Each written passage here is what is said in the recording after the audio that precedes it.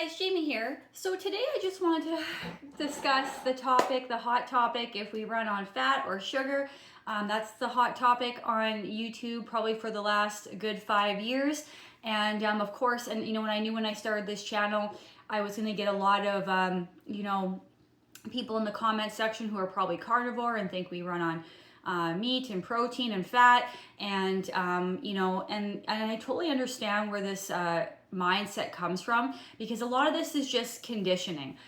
We have been conditioned for a very, very long time by certain industries, big pharma, even our educational system. When people become a dietitian or a nutritionist, a lot of them are pushing the fat and protein, and that's because they're all in connection with, industries, okay, that profit off of, the meat and dairy industry and big pharma. They all work together because they tell you the food that's right for you is actually the wrong food. It therefore makes you sick, very sick. And then big pharma gets to swoop in and be the big hero and give you the perfect medication that's gonna, cure your problem.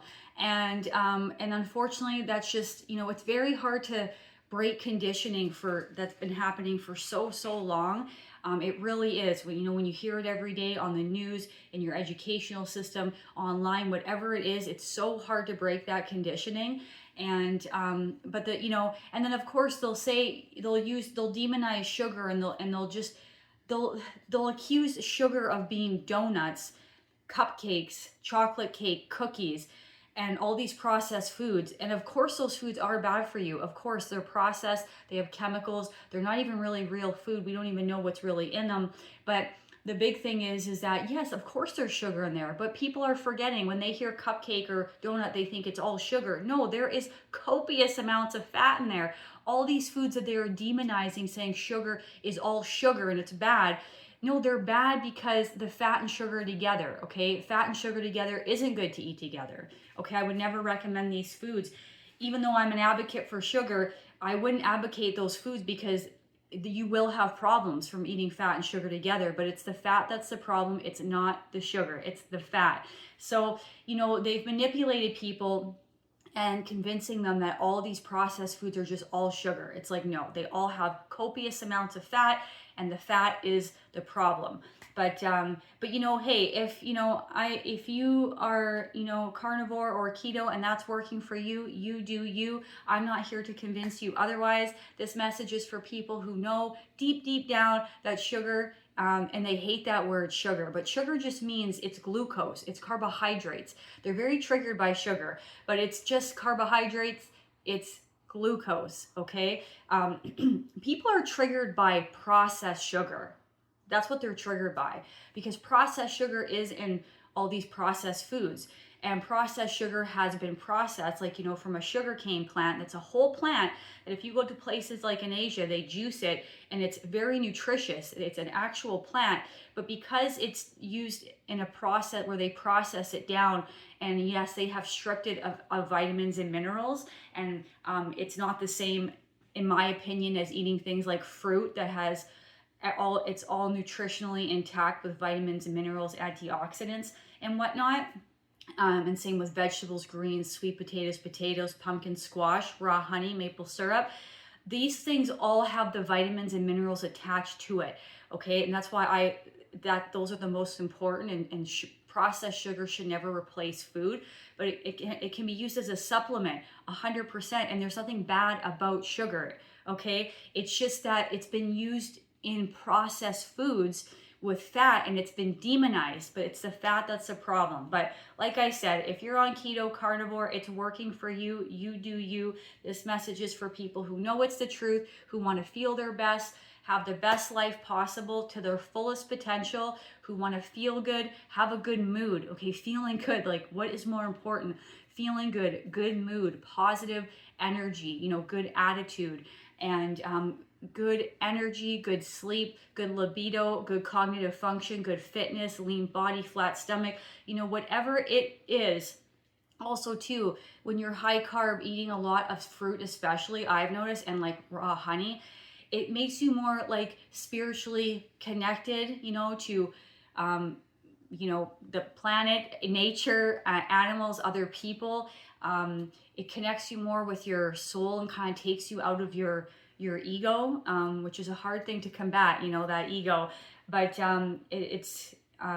it's very good at doing that, just making you spiritually connected and feeling whole.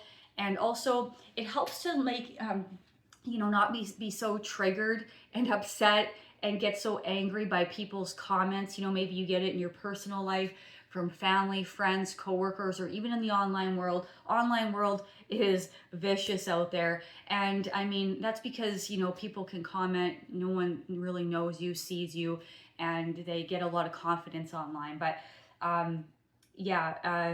it helps you to not take things so personal. Just things don't bother you as much. Like, you're just not triggered by a lot of things. And, you know, of course, we're still human beings. You know, we still don't like to be called stupid or dumb or, you know, fat or a whale. I mean, these things aren't, you know, these are hurtful comments, of course. But, you know, and people are just, you just have to have compassion for these people, okay? These people are, in my opinion, not totally well, maybe mentally, physically, spiritually, and hurt people want to hurt people. And you just kind of have to have sometimes compassion, you know, and realize that a lot of people are coming from a place of the ego, big time. Ego is huge. And, you know, ego is very much part of the physical world, but we do have a soul. You know, we are spiritual beings. There is a soul, and people should be more connected to their soul and not so much the ego and the head. But, you know, that just happens in personal life and online, and what can you do? But yeah, guys, we run on sugar. That's the truth. I used to believe we ran on fat years and years and years ago as well. And I did all that, and it got me nowhere good. And that's why I'm here. I wouldn't be here. I wouldn't be here if it got me somewhere good, okay? That's what people don't realize. We wouldn't be here if we got somewhere good on high fat, high protein. So, and I'm all about studies and, you know, books and whatnot. But the reality is you have to go based off of, we don't really truthfully need studies and books. We are human beings. We have an intelligence deep down. We know. And if you just put it into practice, test out different diets and see how it works for you, you won't need studies and books to tell you. You will know based on what you're experiencing and what you're feeling, okay? I don't need a study to gaslight me into thinking that, or what I'm feeling isn't what I'm feeling. So, you know, and some things that should indicate to people that we run on sugar is, you know, like, let's just say you're dying or you're in a hospital and you're in a coma. And we've heard this a million times before, but do they give you a drip of protein or fat to keep you alive? No, they don't. They give you a drip of sugar because they know, even though they're preaching about fat and protein, they all know they're preaching this, but they'll give you a drip of glucose because they know that that's what's going to keep you alive. That right there should indicate to you, you know, if you just use, and I'm not trying to be mean, like, just critically think. And I know it's hard because we're so conditioned and it's so powerful. We're so indoctrinated. It's hard to go against that, but just pay attention. They give you a drip of sugar constantly, without nothing else. You're in a coma. And that's what kept you alive. Not a drip of fat, not a drip of protein. And also too, why are we always testing blood sugar? Why are we always testing blood sugar? Why not blood fat? Why not blood protein? If those are so vital, we test blood sugar because sugar is vital for our very existence. That's why we're testing blood sugar all the time. And it's not, and people get confused. The reason that you have elevated blood sugar is because you ate. Maple, please. Sorry, guys. Maple, no. Sorry, guys. What was I saying? Oh yeah, so, you know, we're testing blood sugar all the time because that's what's vital for our very existence. So when people have blood sugar issues, it's because they've had fat and sugar together. And insulin is released from the pancreas to help drive sugar into the cell. And and if it does that correctly, without the fat, you will have a blood sugar spike that will come up and right back down. And that's what you want. What you don't, so when you have fat and sugar together, the fat blocks the insulin, again, gets released from the pancreas to help drive the sugar into the cell. But when you have fat with it, it actually blocks that process from happening. And then you will have elevated blood sugars. And that is what is causing it, is the fat. So, these are just little indications of how vital sugar is. That's why we're testing blood sugar all the time, because they know that's how vital it is for our existence.